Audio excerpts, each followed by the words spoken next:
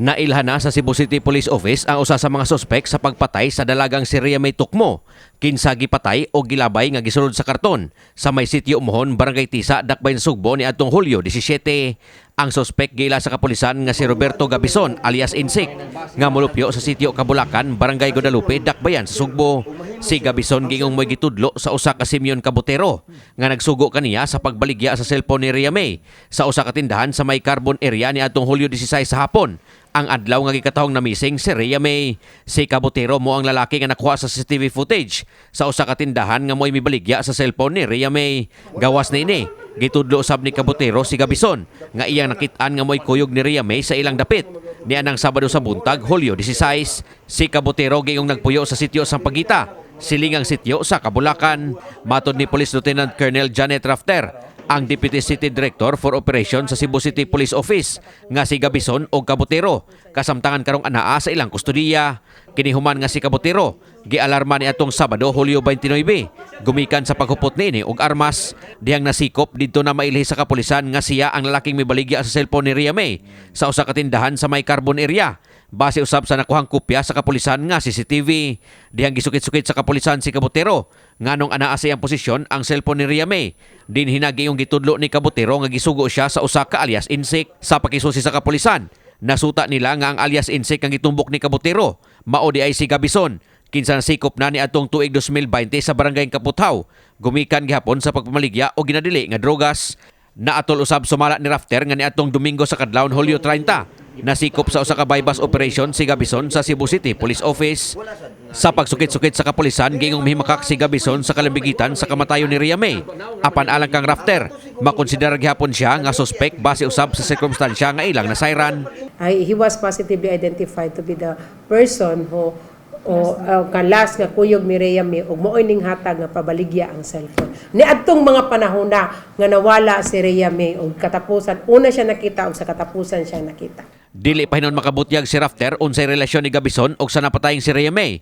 Sangnit pa dayon pa usab ang ilang investigasyon sa kaso. Wala pa usab nila maestablisar unsa ang gibuhat ni Rhea May sa Barangay Guadalupe nianang Hulyo 16 sa kadlawon hangtod nga na-missing kini. Kahinumduman nga si Rhea May nakuhaan sa mga CCTV nga nasubay sa kapulisan sa gipuy-an niining panimalay sa Barangay Luok, Dakbayan sa Mandawi nga misakay og motorsiklo paingon sa Barangay Guadalupe ning Dakbayan sa Sugbo. Giklaro ni Rafter nga bisan pa man sa pagtumbok ang Gabison nga mao karoy suspek sa kamatayon ni Rhea May, nagpadayon gihapon ang ilang investigasyon sa kaso. Sanglit daghan pa silang gitan-aw karon nga posibleng nalambigit sa krimen. Dol-dol na kita sa kasulbaran and I think nanagita sa dol-dol na gyud na sa kasulbaran sa para nako nasulbad na bat na lang tay mga klaruhonon pagyud nga mga impormasyon ug mga sirkumstansya like sa gibuhat ni Rhea May dito. Yes, sa gibuhat niya dito ang iyang kuan. So mo na siya ang among kuan. Magpasalamat po demi sa mga tao ilabi na gyud sa mga niadtong mga establishmento nga ning kooperar sa atong kapulisan sa pagpakita sa ilang mga CCTV kay kabalumi daghan jud na isturbo but sa inyong pagkooperar kanamo na nagid kita niining hapit na sa kasulbaran niining kaso sa Rhea May Tukmo slain case. Si Gabison sa iyang bahin diyang gikuhaan siyang habig. Hugtanong mihimakak sa pasangil batok kaniya.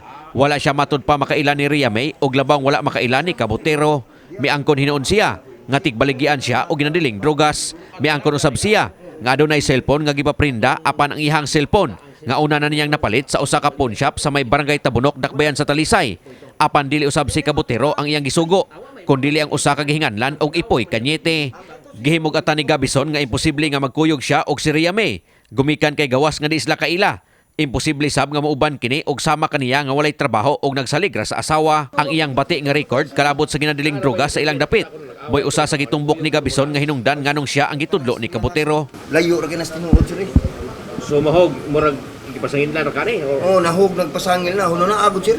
Katiguang na nako, walang-wala ko, inusinti kay ko, tanawa ko, kayanor na ko, magsalig ko sa kasawa niya, kanabayhanam, udawat ka na nako, mukubit ka na nako. Muna balansihon sa ninyo, sir. Nagsalig naman kay ko sa kong asawa, ang ako naman kay asawa mo yung nagbuhi na ko. Yang mutubay na nung ng bayhana nga rin ako. Di na mahimo, di na, imposible kay na istorya, sir.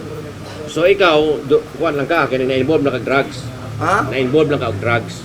Ako involved ko, ang kunon ko na sir, kanang partiyan ng drugs. Pero kanang bayhana wa jud ko na sir. Kay wa sa jud na ako nganong mabuhat pa man ako nga mabinuang nako sa akong asawa nga ang akong asawa sir mo'y nagbuhi nako. Si Ria May Tukmo hingpit ng gihatod sa katapusan ining kapahulayan sa Cagayan de Oro sa Mindanao kaganihang buntag. Kini si Greggy Magdadaro alang sa My TV Cebu.